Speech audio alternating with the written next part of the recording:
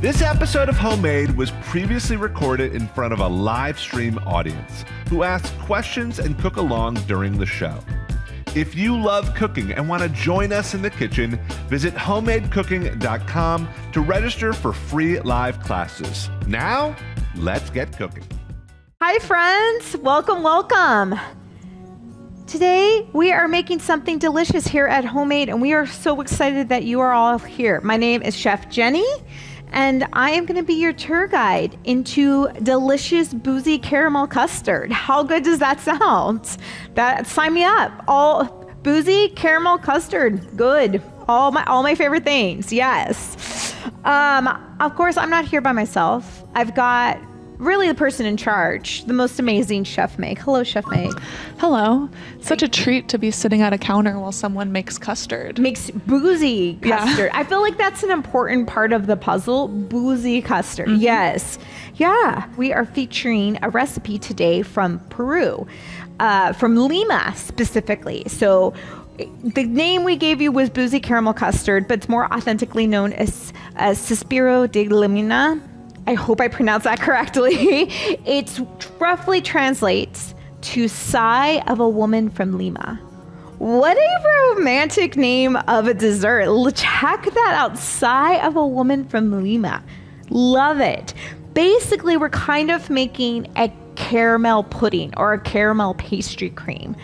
And then we are gonna make a beautiful meringue and add a little bit of port wine to it. And that port wine is the boozy part. So you're gonna have this really beautiful kind of sweet little acidic tang meringue to cut with this really delicious rich custard. Yum. It's a great dessert, a great one to have in your arsenal. So ready? We all ready? We good? Let's get it started. I mean, caramel, let's start. Enough talking. So I've got a high-sided pan here. So I've just got some granulated sugar in here and a little bit of water. And the sugar immediately starts to dissolve in it. I don't have my heat on yet. I'm just gonna give it a gentle stir. A little trick, keeping a pastry brush with a little water on the side. If you see any little sugar crystals forming on the side, just sticking a little water on them and kind of pushing them back down with that water helps get them back in and prevent crystallization. Another thing is acid. We've got here a lemon because we're going to add in a little bit of lemon juice later, or lemon zest later for flavoring. We got the lemon, let's add a little juice. The acid will actually prevent some of the crystallization. So you can see it's starting to come to a bubble. We're doing all right. We're doing okay. All right, so just as this is coming, you'll see as we start doing this, you might get a little reminded of dulce de leche or cajeta. Those are two different types of caramelized milk products in especially Latin American cooking. Cajeta is more made with goat's milk. I feel like the flavor difference might be a little tangier and a little more savory. Dulce de leche is a very common flavor profile. Both are just kind of caramelized milk profiles, and you can buy them canned. But for this recipe, we actually want it taken down just below having that fully condensed caramel, thick caramel. So we've got this guy going on. Still looking good. Amazing. So happy right now. And then we have that lemon I was talking about. I've just got my little Y vegetable peeler. Just one nice zesty pull of a strip of citrus. Ooh, that was a good one. You see that? Nice little strip. Try to avoid the white part. The white's the pith, and that's the bitter part. We just want that outer zest. So we're gonna have a little bit of lemon, a little bit of cinnamon, and then the really rich caramel flavor. I mean, again, how is it? There's no way this is gonna be bad. Good stuff. So I'm just gonna go ahead and look around my pot, see if there's any sugar spots, little crystallization spots that I should get. Do you see the color starting to happen? I'm gonna gently swirl. I don't wanna agitate too much. And then once this starts to get a little caramelly and we're looking for our amber color, I'm gonna turn off my heat, remove it from the heat because I kind of want to stop the cooking right now. I am gonna very gently add in my dairy. Now here's the trick. Warm this up before you add it in. Don't add ice cold dairy straight from the fridge because what's gonna happen, it's gonna foam up. So we're gonna add just a little bit, and the colder it is, the more it's gonna foam. Do you see how much it's foaming just from that little bit? It's because it's kind of going in shock from that heat difference. So it can really splatter if you don't gently add this in. And now that's kind of tempered, I'm adding a little more. Yes, Chef Meg. Just gonna say also, like, don't get your face too close over it because I've definitely like, steamed my face up a little bit while making caramel. We've got glasses. Yeah. All the greatest cool people do. We've got glasses, and that's definitely a spot where you could get a full steam in there. What a way to go out if I just got caramel all over my face live on. That is, why am I putting that out there? Knock on wood. What a show that would be. All right. So if you could see here, it's kind of clumped. If we could get a little top down. It's a little clumped on my whisk, the caramel. That's fine. Don't stress. As we heat this up, it's all gonna melt in. And then we're gonna have this delicious caramel custardy base in this milk. So this is where I'm gonna add now that the foam party's over. I'm gonna add in that little bit of cinnamon, and I'm gonna add in my lemon, and that's gonna be my flavoring. We are going to add vanilla to this, but because we're using a paste or extract, especially extract because it's alcohol, if you add it to a hot liquid, that alcohol is gonna evaporate and you're gonna lose some of your flavor. So mixing now. If you can see top down here on my whisk, we still got a few bits of those caramel left. Don't worry, patience, that's gonna come off. We're just gonna bring this up to our simmer. So we're just now, this is beautifully getting infused with our cinnamon and our lemon. If you're lucky enough to have a little vanilla pod in there, that vanilla is going through. It smells so good.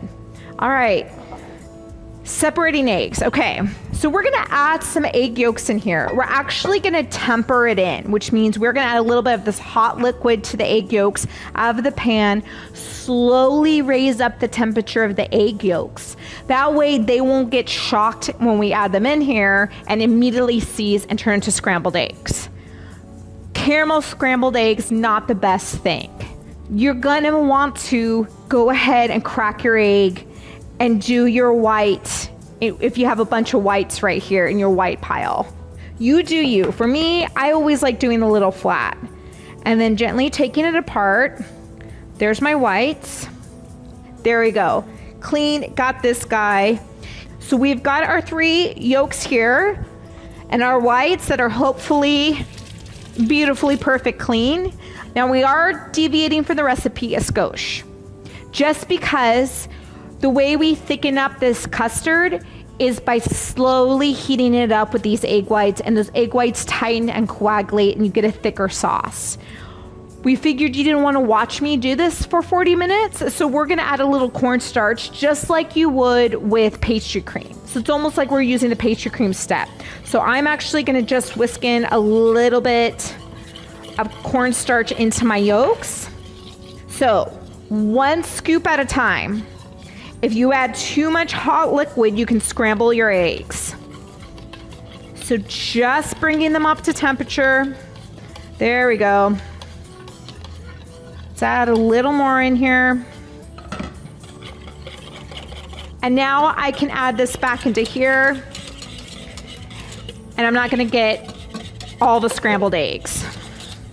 And now we can turn on our heat. About medium heat. Just keep an eye on it. It shouldn't be at a roiling boil. And now I've got an ice bath here. That just means I have a bowl of ice water and another bowl on top. Simple as that. I've got a strainer. Into the bottom of the bowl, I'm gonna go ahead and add in, we are using vanilla bean paste, which is one of my favorites. Niels & Maisley is my favorite brand of vanilla bean paste. It's incredible. Instead of the alcohol carrier, it's kind of in a sugar paste and it actually has the seeds in it. So this way I actually get the seeds. And we'll get this going here. Yum. Okay, do we see how thick this is now? Can I show you what we're looking for? Top down, you see that on the spoon? Scrape, do you see that? That's when you see in a recipe, it says scrapes the back with the spoon. That's what we mean. So we're gonna we're gonna pour this into our strainer, and then it gets any egg coagulants that might have gotten in there. It's also taking out our cinnamon stick and our lemon peel. And just in case you didn't know, just take your spoon, and also you can hit it on the side, and that'll get the party going here. Beautiful. And then mix this in our ice bath with our vanilla. So commonly this is served in individual glasses. And I can see the streaks of all the vanilla beans in here. It looks beautiful. It's so glossy and sheeny. Nice little sheen on it. I don't know if sheeny is a word. I might have just made that up. Sheen-like, sheen adjacent. Shiny? But is I it like different the from sheeny. sheeny? All right, I'm gonna pour this in here. All right, you see that? Can we do a little top down? See, it's got a little jiggle to it, but it's definitely firmed up and it's gonna firm up in the fridge. So this is if you wanna serve it in a party. We're gonna bust out our individual ones so you can see. I'm gonna put this guy over here. We're gonna put this guy in the fridge.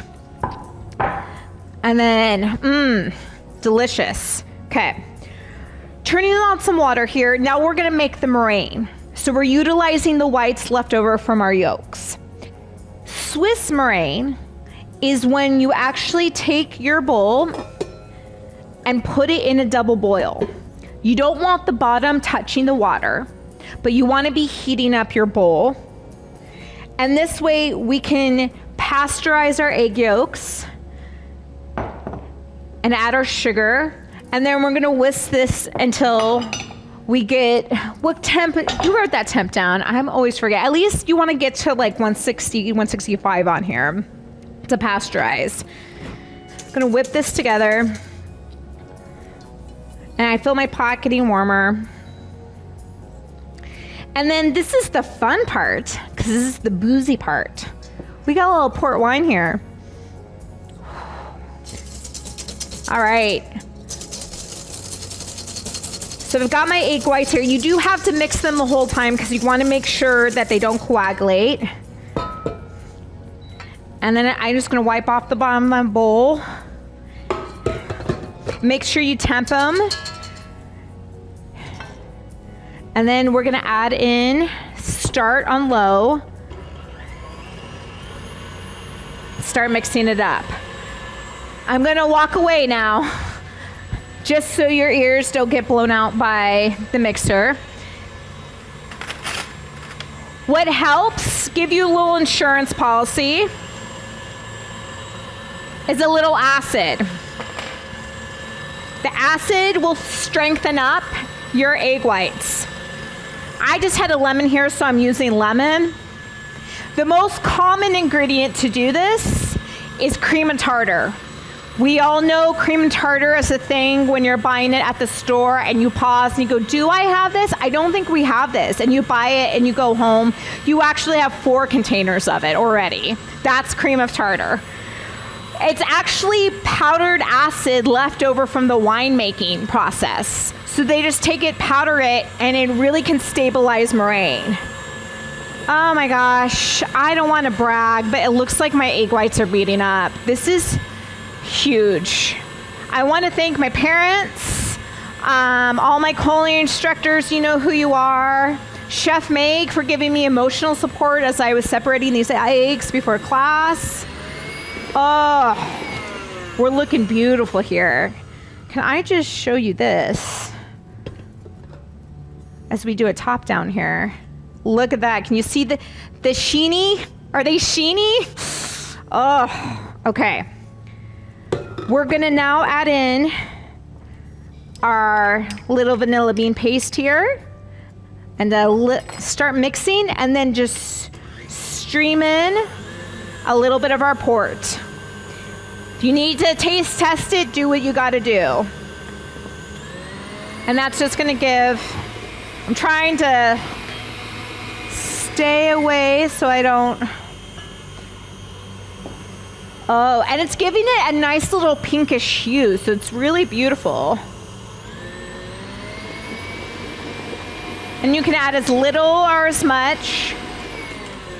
I would say if you're adding straight port like we are right now, just be careful of how much moisture you add to it, because if you add too much water, it can actually make it a little soupy. And then, what? Do you see that little peak there? Let's see. This is how you tell little soft peaks here. Do you see that? I got a little peak. Let me see here. Can we get this on the camera? Oh, there it is. Do you see that little peak over? That's a soft peak. If it all went straight up like ice cream concrete, then you have stiff peaks. Do not put this in the sink. Like, you know what to do with this. Don't you dare rinse this all off. That is good stuff. I'm just gonna wipe my hands a little bit. And then we are going to put this in the little piping bag. Now, do you have to do a piping bag? No. But this is such a cute dessert, and the way it's served is usually piped on. So we're gonna do a little extra. Little tip for y'all.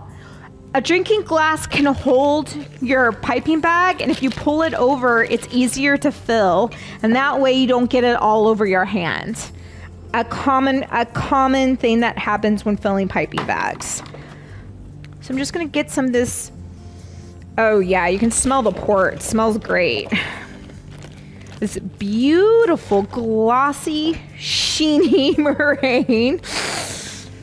Do we call Oxford Dictionary? How do we copyright sheeny? It's gonna be the word of 2024. You'll see, it's gonna catch on. So we actually put our first custard in a serving platter. That's good enough for a nice big party or to save room in the fridge. But if you got the room, look at this beautiful little guy. Can you see? We put it in a glass, and you can see it's nice and gelled and thicked up. And we're just gonna make, you can put a little star tip in here. You can put whatever tip you want. You put as much or little meringue as you want, but there's port in here, remember that.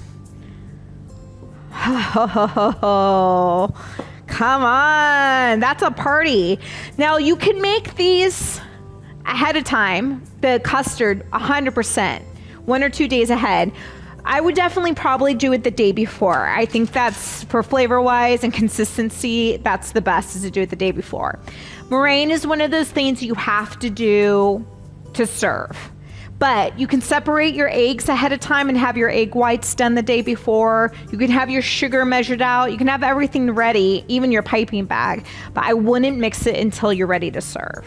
So cheers to you all. I'm very excited to try this. I can't wait.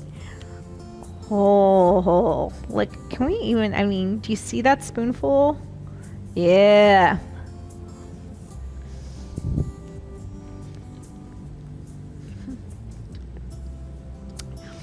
Caramel, good. Meringue, good. No notes.